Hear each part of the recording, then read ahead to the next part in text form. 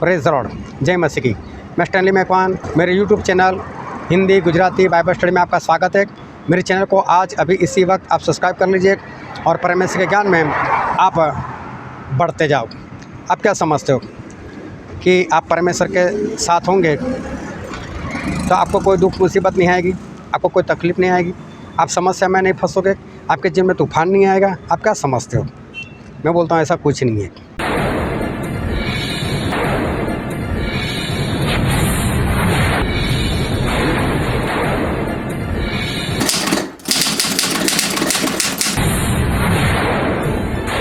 यूसुफ 17 साल के थे और उनको एक सपना आया। सपना ऐसा आया कि सपने में उन्होंने देखा कि वो लोग खेत में जो काम कर रहे थे और जो पुली बना रहे थे, तो उनकी जो पुली थी वो अचानक से खड़ी हो गई। जैसे उसमें जान नहीं होती, लेकिन पुली खड़ी हो गई और उनके भाई की जो पुलियाँ थी उसके चारों ओर इर्द गिर्द खड़ी हो गई और सभी पुलियों ने झुककर इसको दंडवत किया। तो यूसुफ ने सपना बताया अपने घर में अपने पिता को, भाइयों को, और सभी बोलने लगे, क्या तू हमसे बड़ा हो जाए क्या? हम तेरे आगे झुकेंगे क्या? फिर यूसुफ को एक दूसरा सपना आया। उसमें ऐसा हुआ कि यूसुफ खड़े थे और चांद सितारे और उसके 11 भाई, वो सभी लोग उसको दंडवत कर रहे थे। तो ये सपना भी यूसुफ ने अपने घर में बता दिया कि देखो मुझे ऐसा सपना है। उसके पिताजी ने उसको डांटा। ये सही में डांटना, वो ग्रोथ से जो डांटते ना, वो डांटना नहीं, लेकिन लोगों के सामने एक दिखावा। क्योंकि याकूब को मालूम था कि परमेश्वर इसके साथ बातचीत करे सपने के जरिए, और याकूब ये सारी बातें अपने मन में रखते हैं, लेकिन ऐसे ही मुंह बनाकर ऐसे ही डांटते। बोले क्या तेरे सामने सर झुकाने के लिए मैं और तेरी माँ भी क्या तेरे पास आएंगे क्या? इस तरह से वो उसको डांटते। फिर क्या हुआ, परमेश्वर ने जो यूसुफ से बात की, तो इसका कारण ये था कि यूसुफ वो परमेश्वर के आज्ञाकारी करने वाले में से थे। यूसुफ के जो भाई लोग थे उनका चरित्र सही नहीं था, और यूसुफ क्या करते थे, उनकी सारी बुराइयों की खबर अपने पिता को बता देते थे। इसको चुगली नहीं बोलते, लेकिन उनको बचाने के लिए। लेकिन इनको क्रोध आता था कि हमारी चुगली कर देता है, ऐसा उनको लगता था। क्या हुआ, ये 2 सपनों के बाद उसके भाई उससे जलने लगे। एक बार वो लोग कहीं पर भेड़ बकरियाँ चरा रहे थे, काफ़ी वक्त हो गया था, काफ़ी वक्त से घर पर नहीं आए थे। तो याकूब ने बोला यूसुफ को, क्योंकि यूसुफ उनका चहेता बेटा था, इसलिए वो यूसुफ को बाहर नहीं भेजते थे। तो बोले जा तू देख कर आ कि तेरे भाई लोग अभी कहाँ पर है और कहाँ पर वो लोग भेड़ बकरी चरा रहे हैं, उनके हालात क्या है, सब कुछ देख कर आ, कैसे खाते पीते क्या है। तो बोलता ठीक है मैं जाता हूँ। तो यूसुफ बहुत खुश थे कि चलो बहुत दिनों के बाद मैं मेरे भाइयों को मिलूँगा। तो वो खुश थे। वो ढूंढते ढूंढते गए और कहीं पर उनको उनके भाई लोग मिल गए। अभी उनके भाई दूर थे, लेकिन पहचाना जाता था कि हाँ मेरे भाई लोग एक। यूसुफ खुश हो गए। उसे ऐसा लगता है यूसुफ ने ऐसे हाथ उठाया होगा, ए भाई, ए रूबेन, ए सिमयोन, कैसा है? इस तरह से हाथ उठाया होगा और वो लोग देखते हो गए, यार यूसुफ की आवाज़, और यह क्या, वो सपने देखने वाला, हमें दंडवत कराने वाला। बोला आज तो इसको ख़त्म कर दो, मार दो आज तो इसको, आज तो इसको मार ही देते। तो उन्होंने सोचा कि इसको ख़त्म करते हैं, बाद में देखते हैं कि ये जो हमसे बड़ा होना चाहता था कैसे बनता है बड़ा। फिर क्या हुआ, यूसुफ तो खुशी से भागे होंगे लिपटने के लिए, अपने भाइयों को मिलने के लिए, गले लगाने के लिए, लेकिन उसके भाई लोगों ने तो उसको पकड़ा। लेकिन एक भाई ने बोल दिया कि देखो जैसा भी, लेकिन हमारा भाई है, हमें उसको नहीं मारना है, इसको ख़त्म मत करो। बोला हम एक काम करते हैं, जो पास में खड्डा है ना, उस खड्डे में इसको डालते तो वहाँ खुद ब खुद मर जाएगा। तो इन्होंने उठाकर उसको खड्डे में डाल दिया। अब उस सब खड्डे में गिर गए। लेकिन वहाँ से जो इस्माइल लोग थे उनकी टोली जा रही थी। ये लोग व्यापार के लिए मिस्र देश में जा रहे थे।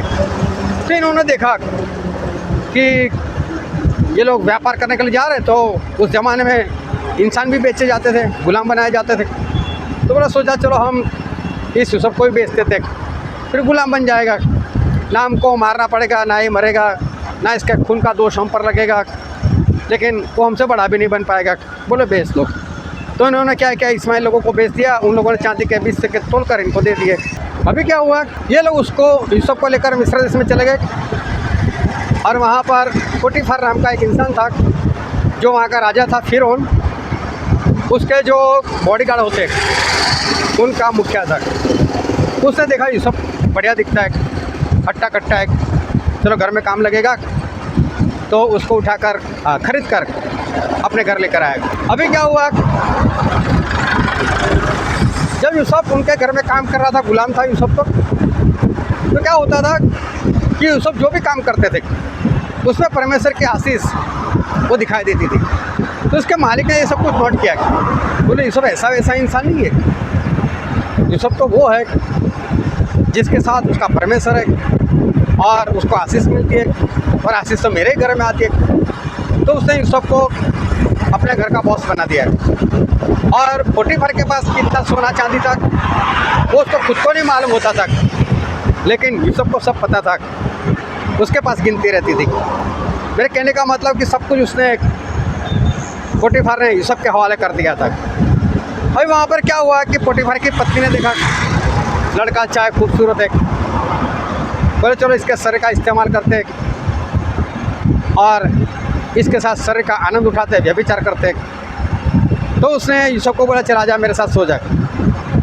यूसुफ ने बोला देख तेरे पति के पास कितना सोना चांदी उसको नहीं मालूम, सब कुछ मेरे हवाले किया है, तुझे छोड़कर, तुझे मेरे हवाले नहीं किया है।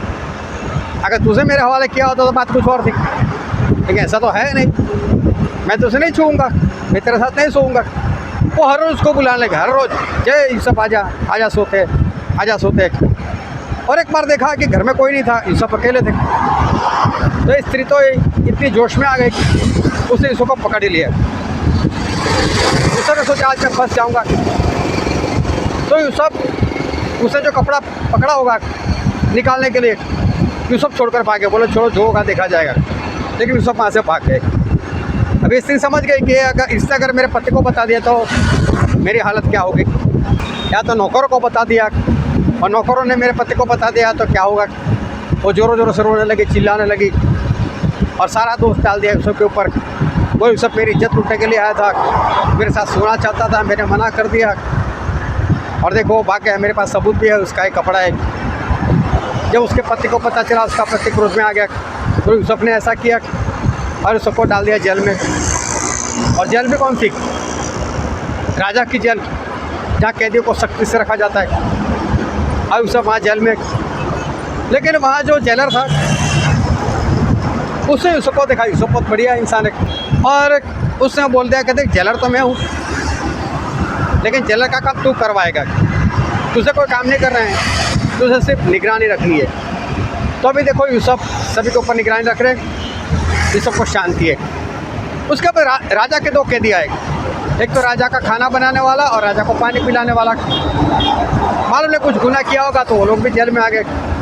अभी उन लोगों ने कुछ गड़बड़ की होगी, लेकिन जेल में आकर उनको सपना आया। जब सपना आया तो लोग आपस में बात कर रहे थे। यूसुफ ने बोला क्या बात कर रहे हो, बोले सपना आया लेकिन हमको मतलब कौन बताएगा। अरे बोलो वो तो परमेश्वर का काम है, सपना बताओ। तो जो पानी पिलाने वाला था उसने सपना बताया। तो यूसुफ ने बोला तेरे सपने का मतलब तो ऐसा होता है कि 3 दिन के बाद तू वापस राजा को हाथ में पानी देगा, बोले तुझे वापस वही पोस्ट मिल जाएगी। तो जो खाना बनाने वाला था उसने सोचा बहुत बढ़िया मतलब है, मैं भी अपना सपना बताता हूँ। उसने भी सपना बताया। तो यूसुफ ने उसको बोला देख तूने सपना बताया वो बात सही है, लेकिन तेरा सपना जो है वो ऐसा कहना चाहता है कि 3 दिन के बाद फिरौन तुझे मार देगा। और सही में 3 दिन के बाद ऐसा ही हुआ। जो पानी पिलाने वाला था उसको फिरौन ने अपने घर में रख दिया, और जो खाना बनाने वाला था उसको तो मार दिया, वो तो ख़त्म हो गया। ये जो पानी पिलाने वाला था वो यूसुफ को भूल गया। अभी 2 साल के बाद फिरौन को सपना आया। फिरौन को 2 बार सपने आए। अभी उसको नहीं मालूम उसका मतलब क्या है। उसने बहुत लोगों को बोला मुझे सपना आया, मुझे मतलब बताओ, मुझे सपना आया मतलब बताओ। जादू टोना करने वाले को पूछा और लोगों को पूछा, लेकिन किसी के पास ये समझ है ही नहीं, कोई बता नहीं पा रहा है। तो ये पानी पिलाने वाले को याद आ रहा है कि बोले जेल में यूसुफ नाम का है, उसने मतलब बताया था, और जैसा मतलब बताया था वैसा ही हमारे साथ हुआ। तो उसे फिरौन को ये सारी बातें बताई। फिरौन बोलता है बुलाओ उसको, और फिरौन ने यूसुफ को बुलाया। यूसुफ को नए कपड़े पहनाए गए, यूसुफ के बाल काटे गए, दाढ़ी वगैरह सेट कर दी गई। नए लगा अच्छे कपड़े पहनकर यूसुफ फिरौन के सामने आ गए। अब क्या हुआ, यूसुफ ने दोनों सपने उसका मतलब भी बता दिया। बोले 7 साल अकाल आने वाले और उससे पहले 7 साल भरपूरी के आने वाले। तो भरपूरी के वक्त ऐसा करो कि बहुत अनाज इकट्ठा करो और संभाल कर रखो, और बाकी 7 साल जो अकाल के उसमें सभी को धीरे धीरे से दिया जाए ताकि कोई जान मरे नहीं। अभी देखने जाओ तो यूसुफ ने उसका मतलब और आगे चलकर करना क्या है वो भी ज्ञान दिया। फिर हम तो खुश हो गए, बोले जिसके अंदर परमेश्वर का आत्मा हो वो तेरे जैसा मुझे कोई मिल सकता है ज्ञानी क्या? बोले पोस्ट तू ही संभाल। और बोला जब हम सिंहासन पर बैठेंगे तभी मेरा सिंहासन तेरे से बड़ा है, वरना यूसुफ मैं सब कुछ तुझे पूछकर ही करने वाला हूँ। और यूसुफ की बड़ी पोस्ट हो गई, और जैसा उसने सपना देखा था वैसे इसकी पोस्ट बड़ी हो गई। लेकिन सपने में अभी जो भाइयों को झुकना था वो बाकी था। तो जब अकाल पड़ा तब भाइयों को भी वहाँ पर आना पड़ा। उन लोगों ने सबको पहचाना नहीं, यूसुफ को दंडवत किया, ये मिस्र का कोई बड़ा अधिकारी है। यूसुफ ने उनको बोला देखो मैं ही तुम्हारा भाई हूँ, और जो कुछ होने वाला था वो हो गया, सपना पूरा हो गया। अभी लोगों को सवाल हो जाता है कि परमेश्वर अगर हमारे साथ है तो क्या हमारे जीवन में तूफान आ सकता है? अगर परमेश्वर हमारे साथ है तो क्या हमारे हालत बिगड़ सकते हैं? बोला परमेश्वर अगर हमारे साथ है तो ऐसा कुछ नहीं होता। जब प्रभु यीशु अपने चेलों के साथ किश्ती में बैठकर जा रहे थे और प्रभु यीशु की आंखें बंद थी, वो सो रहे थे, सब बाइबल में लिखा है। और मालूम है तब क्या हुआ था, समुद्र में तूफान आ गया था। इसका मतलब प्रभु यीशु थे तो भी तूफान तो आया था। तो ऐसा नहीं प्रभु साथ में है तो तूफान नहीं आ सकता। प्रभु यीशु आपके साथ है तो आपके हालत नहीं बिगड़ सकते, ऐसा नहीं हो सकता। मैं क्वेश्चन पढ़ता हूँ, उत्पत्ति उसका 39वां अध्याय वचन 1-2। जब यूसुफ मिस्र में पहुंचाया गया तब पोतीफार नाम एक मिस्री जो फिरौन का हाकिम और जल्लादों का प्रधान था, उसने उसको इश्माएलियों के हाथ से जो उसे वहां ले गए थे मोल लिया। और यूसुफ अपने मिस्री स्वामी के घर में रहता था और यहोवा उसके संग था, सो वह भाग्यवान पुरुष हो गया। देखो यूसुफ गुलाम थे, लेकिन यहाँ पर लिखा गया है कि यहोवा परमेश्वर यूसुफ के साथ थे। अब सवाल ये होता है कि परमेश्वर यूसुफ के साथ हो तो क्या वो गुलाम हो सकते? क्या परमेश्वर यूसुफ के साथ हो तो क्या वो बेचे जा सकते? क्या परमेश्वर यूसुफ के साथ हो तो क्या कोई उसको खड्डे में डाल सकता है? क्या परमेश्वर यूसुफ के साथ हो तो क्या उसके ऊपर दोष लग सकता है? हाँ, ऐसा हो सकता है, हुआ ही है, ये आपके सामने की बात है।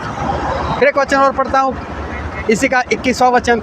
पर यहोवा यूसुफ के संग संग रहा और उस पर करुणा की, और बंदी गृह के दरोगा के अनुग्रह की दृष्टि उस पर हुई। अब यूसुफ जेल में है और बाइबल में लिखा है परमेश्वर उसके साथ जेल में थे। तो क्या परमेश्वर हो और जेल हो सकता है? हाँ, हो सकता है। ऐसा ये सारी बातें हो सकती है। ये मत समझो कि परमेश्वर अगर साथ में हो तो आपके साथ कुछ भी अनहोनी बात नहीं हो सकती, आपके जीवन में तूफान नहीं आ सकता, ऐसा नहीं हो सकता। सब कुछ होगा, आपके हालत बिगड़ सकते। लेकिन मैं एक बात बताता हूँ, प्रभु यीशु साथ में है तो उसका फ़र्क क्या पड़ता है। चाहे कितने भी तूफान आए, चाहे कितने भी हालत बिगड़े, लेकिन उसमें से हम बाहर जरूर निकलते हैं। हम उसमें मरते नहीं है, हम उसमें से बाहर ज़रूर निकलते हैं। ये सबसे बड़ी बात है। तो इस बात को ध्यान में रखना कि जब परमेश्वर हमारे साथ में है तो तूफान तो आएंगे, मुश्किलें तो आएगी, समस्या तो आएगी, लेकिन उसका हल भी पक्का और पक्का निकलने वाला है। तो परमेश्वर को साथ में रखो, परमेश्वर के साथ रहो, और जब भी तूफान आए, जब भी समस्या आए तो डर मत जाना कि परमेश्वर मुझे छोड़ दिया। नहीं, परमेश्वर आपके साथ है, उसमें से जरूर आपको बाहर निकालेंगे, और उसी से आपका विश्वास बढ़ता है। तो परमेश्वर साथ हो तो भी तूफान तो आएगा ही आएगा। क्योंकि प्रभु ने बताया था कि जो कोई मेरा वचन मानता है, सुनकर मानता है, उसको एक ज्ञानी इंसान के साथ उसकी तुलना की जाएगी जिसने अपना घर उस चट्टान पर बनाया। और जो बोलता है मेरी बातें सुनता है लेकिन मानता नहीं, तो बोला है वो तो एक मूर्ख के समान है जिसने अपना घर रेत के ऊपर बनाया है। अभी देखो दोनों जगह पर बाढ़ आई, दोनों जगह पर आंधी आई। तो जो परमेश्वर का वचन मानता था, अच्छी जगह पर घर बनाया था, तो वहाँ पर भी बाढ़ तो आई ना, वहाँ पर भी आंधी तूफान तो आया ना, लेकिन उसके घर का कुछ हुआ? कुछ नहीं हुआ।